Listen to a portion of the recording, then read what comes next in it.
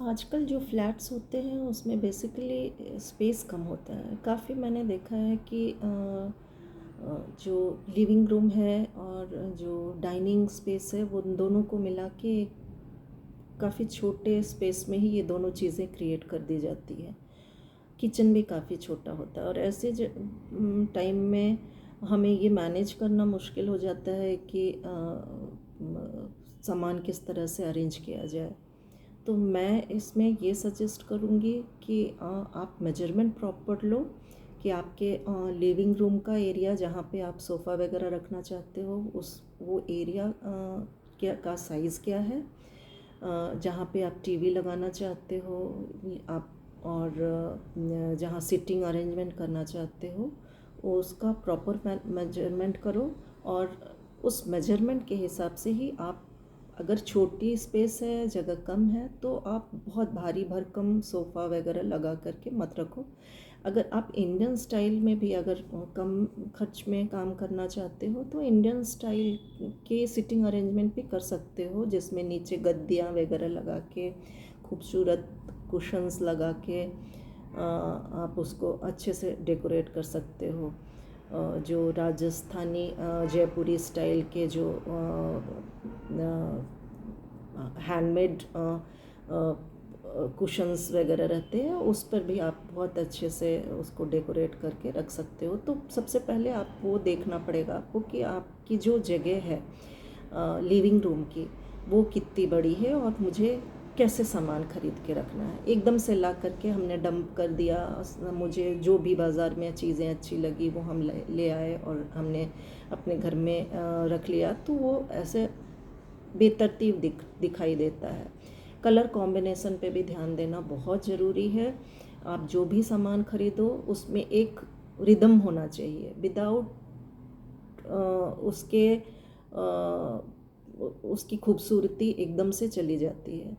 तो आप पहले वो ध्यान रखो कि आप किस थीम में, किस कलर में जाना चाहते हो और मेजरमेंट के हिसाब से आप वैसी सारी चीज़ें ही अपने लिविंग रूम के लिए लाओ।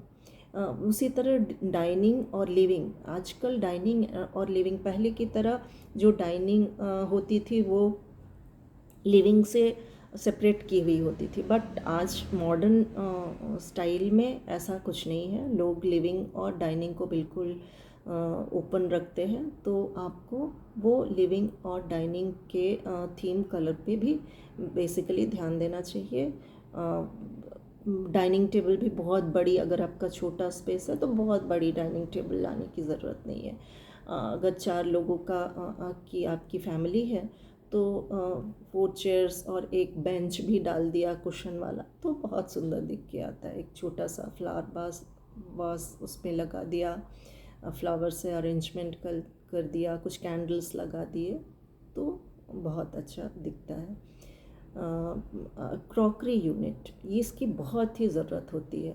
मीन्स हम बहुत सारी चीज़ें डेली यूज़ की चीज़ें तो हम किचन में भी अरेंज कर सकते हैं, बट कुछ ऐसी चीज़ें होती है जो बेसिकली जब गेस्ट आते हैं तो हम उनके लिए ही उसको निकालते हैं। तो वैसे चीज़ों को रखने के लिए और उसको खूबसूरत ढंग से रखने के लिए अगर एक छोटा सा हम क्रॉकरी यूनिट भी बनवा लें तो अच्छा रहेगा।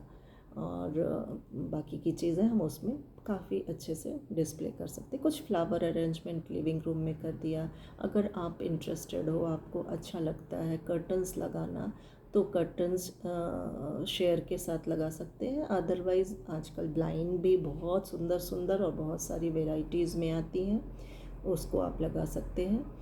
अब चलते हैं पेंटिंग से रिलेटेड। अगर पेंटिंग करवानी है तो मुझे लगता है कि बेसिक कलर, एक लिविंग रूम की कलर की बेसिक कलर अगर रहे तो ज़्यादा अच्छा है। जैसे ऑफ वाइट भी अच्छी लगती है बट मेंटेन करना पड़ता है। ऑफ वाइट अच्छी लगती है, थोड़ी सी लाइट ब्राउन कलर, बिल्कुल लाइट बिस्किट कलर से भी थोड़ी हल्की वाली, तो बहुत अच्छी लगती है। तो ये ऐसी चीज़ें अगर इस कलर को अगर वहाँ पे चूज़ किया जाए तो अच्छा लगेगा। सैंडलियर आप लगा के उसको और खूबसूरत बना सकते हो। सो अगर फॉल सीलिंग करवानी है तो करवा सकते हैं, बट अगर खर्च कम रखना है तो एक सिंपल खूबसूरत सा सैंडलियर अगर लगा दिया जाए तो घर की खूबसूरती में चार चांद लग जाती है। और हाँ, उसके साथ ही साथ अगर आप के लिविंग रूम में और डाइनिंग रूम में फ्लावर अरेंजमेंट हो तो वो भी बहुत अच्छा लगेगा। सो उस पर भी आपको ज़रूर ध्यान देना चाहिए, फ्लावर अरेंजमेंट ज़रूर करनी चाहिए। और साथ में एक और मैं एडवाइस करना चाहूँगी कि बेसिकली हम देखते हैं कि जो बड़ा वॉल है लिविंग रूम का या डाइनिंग की तरफ जो वॉल बड़ा है, तो वो वॉल पे लोग छोटी सी पेंटिंग लगा देते हैं। मैं वहाँ पे एडवाइस करूँगी कि प्लीज़ प्लीज़ प्लीज़ आप छोटी पेंटिंग वहाँ पे या छोटी सी कोई भी तस्वीर वहाँ पे ना लगाओ। आपकी इच्छा से आपके मार्केट में वहाँ पे भी आप एक मेजरमेंट करो, वो मेजरमेंट के हिसाब से ही सेंटर में या साइड में दो ऐसी पेंटिंग लगाओ, सो दैट वो वॉल पूरी बैलेंस दिखाई दे।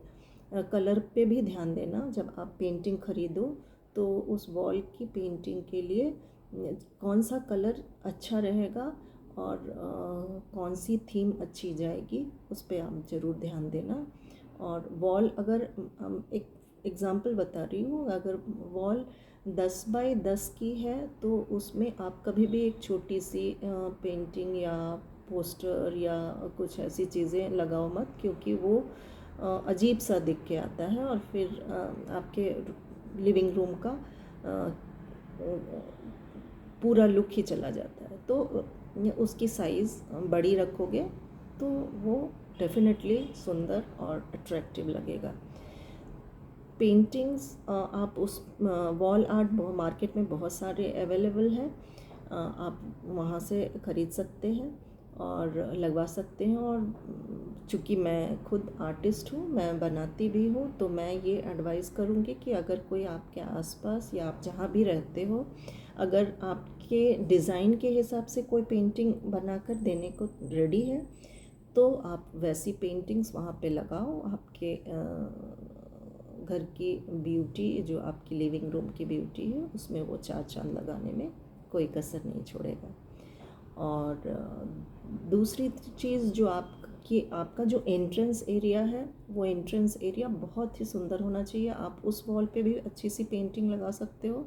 ऐसा कहा जाता है कि जब कोई एंट्रेंस में आता है, जब कोई आता है तो डोर खोलता है तो उसके अंदर आने से ही वो जो पेंटिंग ऐसी वहाँ पे होनी चाहिए कि उसको देखते ही उसका सारा ध्यान उस पेंटिंग के ऊपर चला जाए और उसके अंदर की सारी निगेटिविटी बाहर ही रह जाए और वो पॉजिटिविटी लेकर आपके घर में प्रवेश करे, सो दैट आपके घर में हमेशा खुशियाँ और पॉजिटिविटी भरी रहे। सो आज के लिए बस इतना ही। नेक्स्ट फिर मुलाकात करेंगे एक नई टॉपिक को लेके। फिर मिलते हैं। बाय।